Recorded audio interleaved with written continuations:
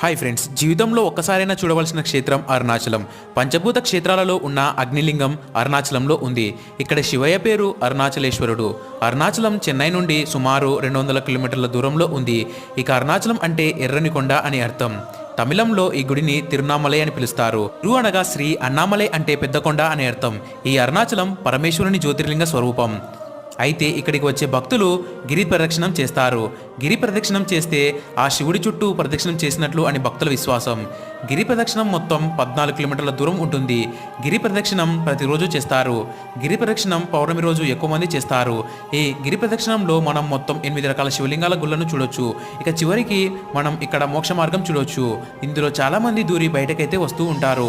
ఈ మార్గంలో దూరడం వల్ల మనం మోక్షం అయితే పొందుతాము. ఇంకా మన పాపాలు తొలగిపోతాయి. స్త్రీ గర్భం నుండి శిశువు ఎలా బయటికి వస్తుందో అలా మనం ఈ మోక్ష మార్గం నుండి బయటికి వస్తాము. తమిళంలో ఈ మార్గాన్ని ఇరుక్కుపిల్లై అంటారు.